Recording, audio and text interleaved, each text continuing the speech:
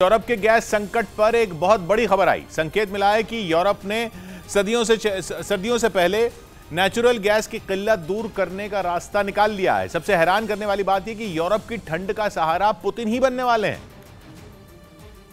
मतलब यूक्रेन पर मिसाइलों की बौछार और यूरोप से प्यार, वो इसलिए क्योंकि यूरोप की ठंड रूस से हुई गैस की सप्लाई से ही कटेगी। मतलब साफ हो गया कि यूरोप की ऊर्जा की जरूरतें पुतिन ही पूरी करेंगे। रूस के तेल और गैस पर कड़े बैन खुद यूरोपियन यूनियन ने लगाए थे। यूक्रेन का समर्थन करने के लिए पुतिन से किनारा खुद यूरोप ने किया था। अब तक यूरोप के देश ही पुतिन को कोसते थक नहीं रहे थे, लेकिन अब पता चला है कि यूरोप के देश पुतिन की गैस खरीदने पर राजी हो गए हैं। अब तक किसी समझौते पर दस्तखत तो नहीं हुए हैं, ना ही कोई औपचारिक ऐलान हुआ है, लेकिन माना जा रहा है कि इस पर फैसला हो चुका है। ऐसा रास्ता निकाला गया है जिससे न रूस को कोई परेशानी है और न ही यूरोप को। जंग से पहले और जंग के बाद के सौदों में केवल मामूली सा बदलाव होगा। बदलाव यह होगा कि बीच में तुर्की की एंट्री होगी, यानी सारे सौदे तुर्की के रास्ते होंगे। मतलब यह कि रूस की गैस तुर्की के रास्ते यूरोप तक पहुंचेगी और यूरोप से पैसा भी तुर्की होते हुए रूस तक पहुंचेगा। पुतिन के एक भाषण के बाद अचानक तेल और गैस का पूरा खेल ही पलट गया। रूस के राष्ट्रपति पुतिन ने अपने भाषण में यूरोप के साथ हमदर्दी जताई थी और कहा था कि वो यूरोप के देशों तक सस्ती गैस पहुंचाना चाहते हैं। उन्होंने साफ कहा कि वो यूरोप के देशों तक नेचुरल गैस की सप्लाई करना चाहते हैं। उन्होंने बढ़ती ठंड और यूरोप में गैस की बढ़ती किल्लत की भी बात की। यूरोप के लोगों के साथ हमदर्दी भी जताई। यूरोपियन यूनियन को उन्होंने दो विकल्प दिए। ये दोनों रास्ते यूरोप तक रूस की गैस की सप्लाई करने के लिए थे। पहला रास्ता नॉर्ड स्ट्रीम 2 के जरिए गैस की सप्लाई का दिया। ये पाइपलाइन रूस से जर्मनी तक पहुंचती है, जो बनकर तैयार भी है, लेकिन कभी भी इससे गैस की सप्लाई नहीं हुई। इसी पाइपलाइन में धमाका भी हुआ था, लेकिन पुतिन का दावा है कि नुकसान न के बराबर है, जो ठीक कर लिया जाएगा। लेकिन सबसे दिलचस्प दूसरा विकल्प बताया गया। पुतिन ने विकल्प दिया कि तुर्की के रास्ते यूरोप तक नेचुरल गैस की सप्लाई की जा सकती है, यानी रूस अपनी गैस तुर्की को देगा और तुर्की वही गैस यूरोप को सप्लाई कर देगा।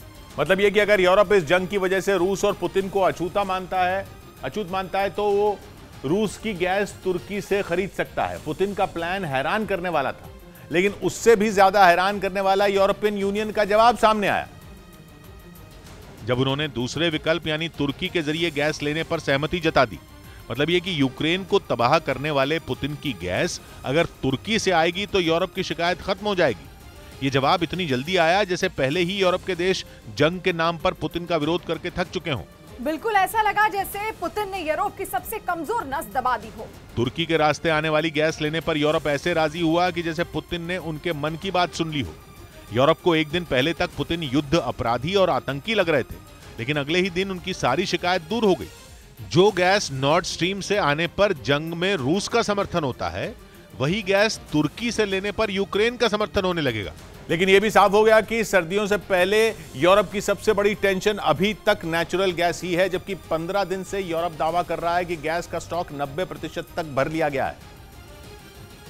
और अगर यूरोप के देशों का यह दावा सही है तो वो नेचुरल गैस की किल्लत खत्म कर चुके थे। अगर यह दावा सही होता तो जंग के नाजुक मोड़ पर यूरोप पुतिन के सामने घुटने न टेकता। दावा यह है कि रूस का विकल्प ढूंढने के चक्कर में यूरोप की अर्थव्यवस्था ही दम तोड़ती जा रही है। एक तो नेचुरल गैस की कीमतें जंग के बाद से ऊंचाई के रिकॉर्ड बना रही, ऊपर से यूरोप तक पहुंचने में गैस और भी महंगी हो रही है। पुतिन जानते हैं कि रूस की गैस छोड़कर किसी और देश से गैस खरीदना यूरोप के लिए घाटे का सौदा है, इसीलिए उन्होंने कई महीनों तक यूरोप के सब्र का इम्तिहान लिया, फिर एक ऐसा ऑफर दिया जिसे चाहकर भी यूरोप के देश ठुकरा न पाए। खासतौर पर तब जब यूरोप में हंगरी और सर्बिया जैसे देश पहले से रूस पर बैन का विरोध करते रहे हैं।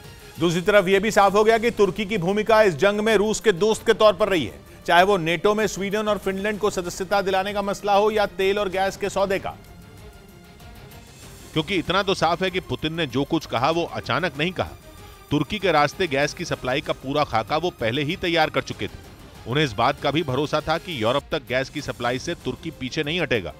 तुर्की की भूमिका पर सवाल पहले से उठते रहे। नेटो के नियमों के मुताबिक किसी भी देश को संगठन में शामिल करने के लिए सभी सदस्यों की सहमति जरूरी है। तुर्की भी नेटो का सदस्य है और तुर्की की रूस से दोस्ती का मतलब साफ है।